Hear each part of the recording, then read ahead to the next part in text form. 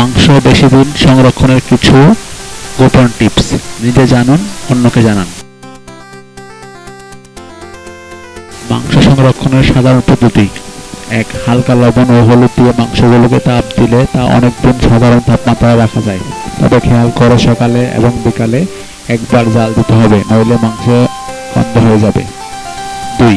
মাংস সংরক্ষণের সবচেয়ে আদিম পদ্ধতি হলো মাংস রোদে শুকিয়ে নেওয়া। হালকা লবণ দিয়ে মেখে নিয়ে রোদে ভালোভাবে শুকালে এই মাংস ভালো থাকে অনেকদিন। তবে শুকানোর পর অবশ্যই মাংসগুলো টিনে ভালো করে এঁটে রাখতে হবে, নয়তো পোকামাকড়ের আক্রমণে তার আবার পুষ্টি অপচয় হবে। ৩. মাংস কেটে পরিষ্কার করে আদা রসুন পেঁয়াজ বেশি করে দিয়ে মেখে মাংস জাল দিন। একদিন অন্তর মাংস জাল দিলে 15 থেকে 20 দিন মাংস ভালো থাকবে। 4. মাংস লম্বা লম্বা করে টুকরা করে লবণ হলুদ মেখে রেখে রোদে শুকিয়ে নিন। এবার এগুলো তেলে ভেজে খেতে পারেন বা রান্নার আগে ভিজিয়ে নিতে পারেন। ফ্রিজে মাংস সংরক্ষণের পদ্ধতি: আগে থেকেই ফ্রিজ পরিষ্কার করে মাংস রাখার জন্য আলাদা জায়গা করে রাখুন।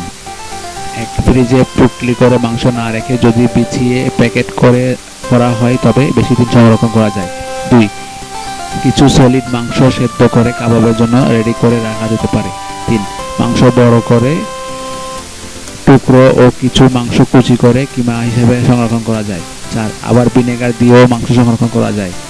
কোনো টিন বা বোতলে ভিনেগারের মাংস সম্পূর্ণভাবে ডুবিয়ে রাখলে মাংস ভালো থাকে অনেকদিন। আর ভিনেগার যদি না পাওয়া যায় তাহলে লেবুর রস ব্যবহার করা যেতে পারে। মাংসের টুকরাগুলোকে লেবুর রস দিয়ে মাখিয়ে ক্যানড করলে মাংস ভালো থাকে অনেকদিন। 6. ভিনেগার বা লেবুর রস ব্যবহার করলে মাংস সংরক্ষণের পাত্রটি ডিপ ফ্রিজে না রেখে ফ্রিজারে সাধারণ তাপমাত্রায় রাখতে হবে।